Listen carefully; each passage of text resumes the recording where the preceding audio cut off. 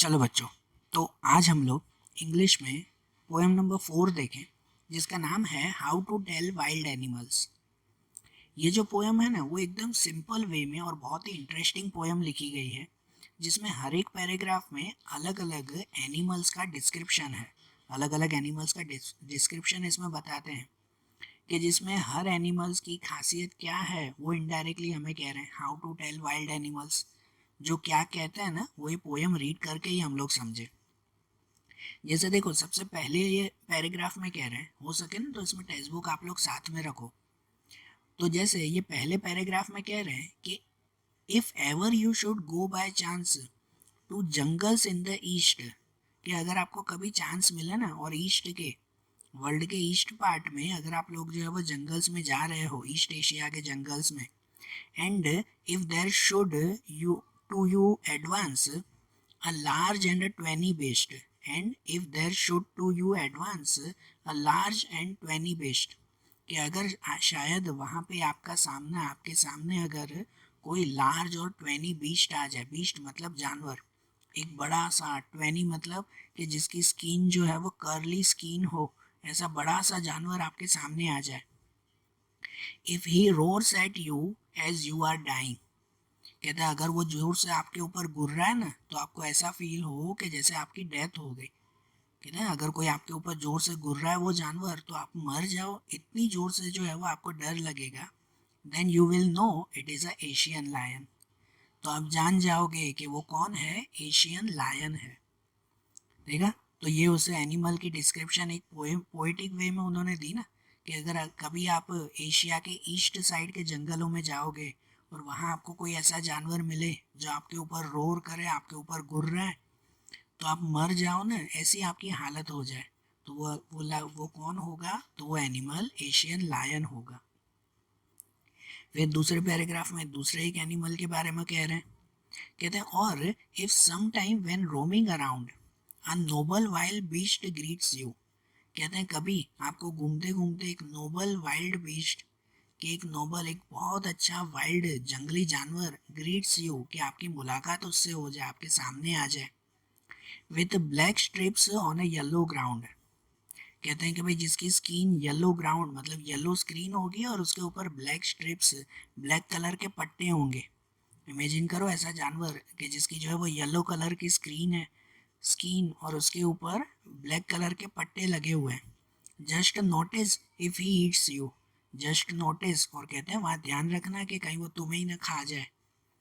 This simple rule में help you learn, कहते हैं यही एक सिंपल रूल याद रखना है कि बस थोड़ा सा ध्यान रखना उस जानवर से।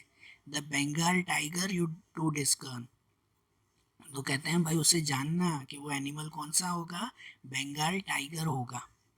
तो दूसरा ये टाइगर के बारे में डिस्क्रिप्शन है कि जिसकी येलो स्किन, उसके ऊपर जो है वो ब्लैक कलर के पट्टे, और उसे संभल कर रहना कि नहीं तो वो तुम्हें ही खा जाएगा। फिर दूसरा पैराग्राफ और दूसरे एनिमल के बारे में कह रहे हैं।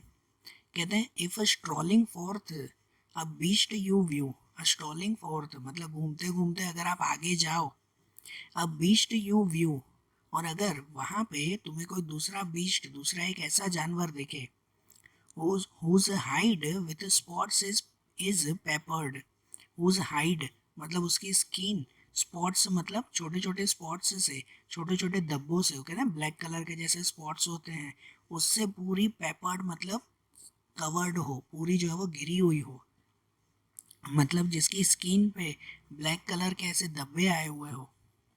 As soon as he has leapt on you, you will know it is the leopard. तो देखो पोएटिक वे में कैसे दिया हुआ है कि जैसे ही वो आपको देखेगा ना, वो आपके ऊपर लेफ्ट, लेफ्ट मतलब छलांग मारेगा, और इससे आपको पता चल जाएगा कि वो उसका नाम लेपर्ड है। कहते हैं ना as soon as he left on you, you will know it is the leopard. तो जैसे ही वो आप पे छलांग मारेगा, तो उसकी छलांग से आप पहचान जाओगे, उसके लेफ्ट से पहचान जाओगे कि वो लेपर्ड ही है।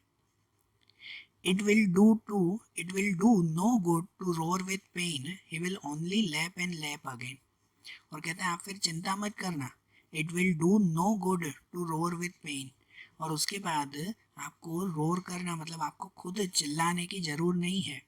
He will only lap and lap again, कि वो तो आगे फिर वैसे ही कूदता रहेगा, कहते हैं ना जंप मारता ही रहेगा, वो छलांग मारता ही रहेगा।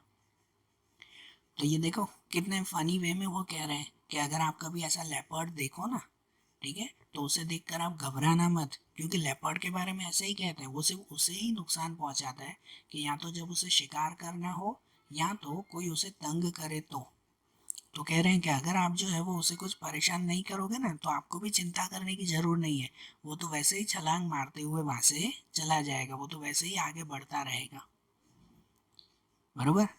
फिर आगे कहते हैं पैराग्राफ में कि if when you are walking around your yard you meet a creature there, कहते हैं फिर कभी कभार तुम चलते चलते अपने यार्ड के पास कोई एक ऐसा क्रिएचर देखो, कोई एक ऐसा जानवर देखो, who hugs you very very hard, जो आपको खुद जो है वो बहुत जोर से गले लगाता हो, who hugs you very very hard, be sure it is a bear, तो समझ लो कि वो बियर, वो भालू होगा।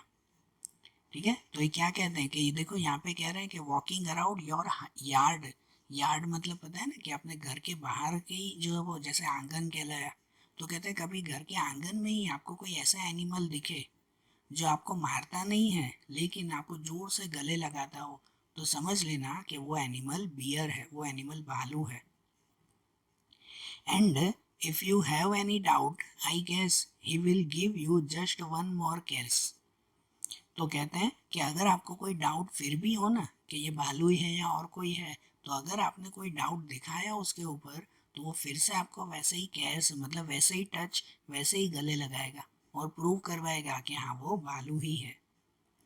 तो उस बियर के बारे में, उस भालू के बारे में ये कह रहे हैं कि वो सबसे जेंटल एनिमल जैसे कहते हैं ना, ठीक है ना, क्योंकि वो एकदम शांत, वो भी बिना रीज़न कभी किसी को नहीं मारता। ये भालू तो एक तरह से सच में फ्रेंडली एनिमल है, तो उसके लिए ही कह रहे हैं कि अगर आपको कभी वो दिखे और अगर वो एनिमल आपको जोर से गले लगा लेना तो मतलब समझ लो कि वो एनिमल भालू ही है।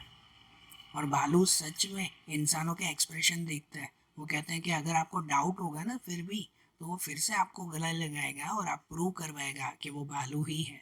फिर आगे जैसे पैराग्राफ में दिया हुआ है कि दो to distinguish beast of prey a novice might nonplus, तो कहते हैं कि अगर कभी beast of prey, beast of prey मतलब कहलाते हैं कि कोई एकदम जंगली जानवर जो हमेशा दूसरों का शिकार करते रहते हो, दूसरे जानवरों को खाते रहते हो, ऐसे जंगली जानवर को अगर आपको डिस्टिंग्विश मतलब कि अगर आपको उसमें से डिफरेंस ढूंढना है, उन जानवरों को अलग से अगर पहचानना है, अ नोवाइस माइट नॉन प्लस, तो कहते हैं वो जॉब, नोवाइस मतलब वो एक तरह का काम, नॉन प्लस मतलब कंफ्यूजिंग है। तो ये क्या कहना चाहते हैं पोएटिक वे में कि कोई कोई एनिमल्स ऐसे होते हैं कि जिन्हें पहचानना थोड़ा सा कंफ्यूजिंग होगा। आगे के जो 4 पैराग्राफ दिए ना, तो उन सभी पैराग्राफ में आपको अलग अलग एनिमल्स की सीधे कैरेक्टर्स बताए कि जैसे भालू होगा तो वो आपको आके हग करेगा, लायन होगा तो वो जोर से रोर करेगा, लेपर्ड होगा तो वो लेफ्ट करेगा, लीप करेगा मतलब छलांग मारता रहेगा। ये सबके सीधे सीधे आपको जो है वो काम बताए ना, लेकिन ये कह रहे हैं कि कुछ एनिमल्स ऐसे हैं कि जिनकी एक्टिविटी से आप उसको पहचान सकते नहीं हो, कि वो दिखने में कुछ और करने में कुछ और होते हैं, ऐसे वो कहना चाहते हैं कि the crocodile you always may tell from the hyena is this, sorry hyena, तो यहाँ पे दो एनिमल्स के बारे में कहते हैं, कहते हैं एक तो क्रोकोडाइल, कि एक क्रोकोडाइल ऐसा एनिमल होता है यू ऑलवेज में and tell from the hyena is दस, और वैसे ही तुम हैना, हैना एक तरह का एनिमल आता है जो है फोटो में दिया हुआ है, कि एक क्रोकोडाइल के बारे में और एक हैना के बारे में, इन दोनों के बारे में ये कहते हैं कि इन दोनों को पहचानना उनकी एक्टिविटी से थोड़ा सा मुश्किल है। क्यों ऐसा कहते हैं? कहते हैं hyena is come from merry smiles but if they weep they are crocodiles, तो ये कह रहे हैं कि जो हैनाइज होते हैं ना दे कम फ्रॉम मैरी स्माइल्स, कि वो हमेशा हंसते हुए दिखाई देते हैं, and if they but if they weep, और अगर कोई वो रोते हुए दिखाई दे ना तो मतलब समझो वो क्रोकोडाइल है। ये क्यों कह रहे हैं ऐसे पोएटिक वे में? क्योंकि हमको पता है, चलो हाइना के बारे में तो आपने शायद न सुना हो, लेकिन क्रोकोडाइल के बारे में सुना होगा। एक कहावत आती है ना, मगरमच्छ के आंसू, सुनिए ना ये कहावत, मगरमच्छ के आंसू दिखाने के और करने के और।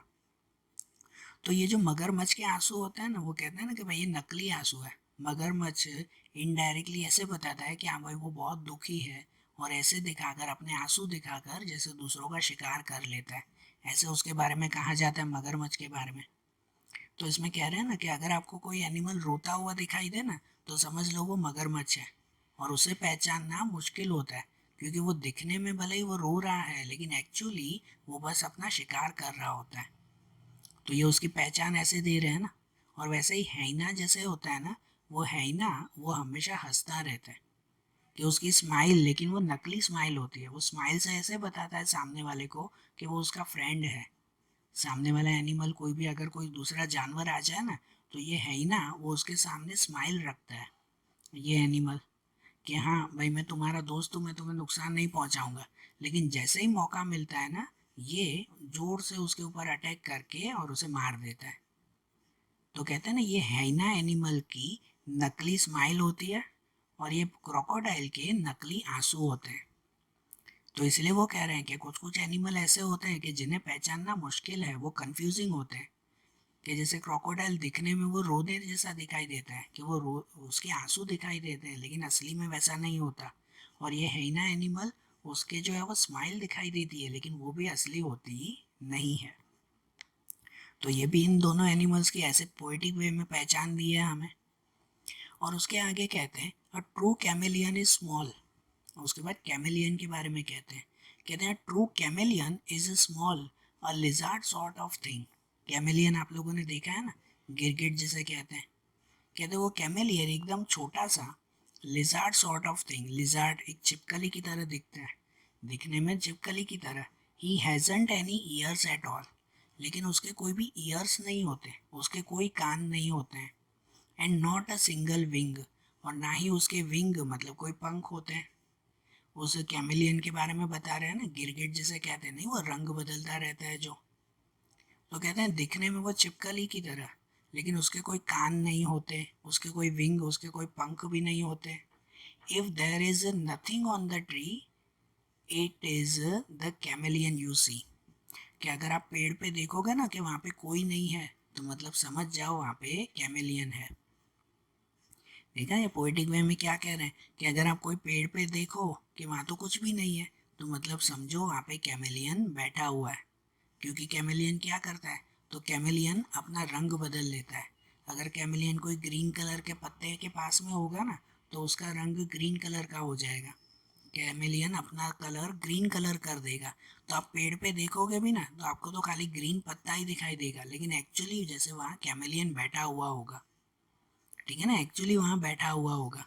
तो इसलिए देखो ये फनी वे में कह रहे हैं कि अगर आप कभी पेड़ पे देखो और आपको कोई ना दिखाई दे ना, तो मतलब समझो वहाँ पे कैमेलियन बैठा हुआ है, वो रंग बदल के बैठा हुआ है, मतलब आपको दिखाई दे रहा नहीं है।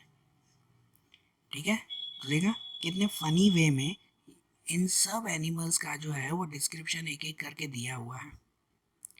बराबर। तो देखो आज इंग्लिश में जैसे हमने ये भी पोएम देखी ना, अब ऐसे ही इनके दूसरे चैप्टर्स और पोएम्स हम लोग अगले वीडियोस में देखेंगे। Okay, thank you.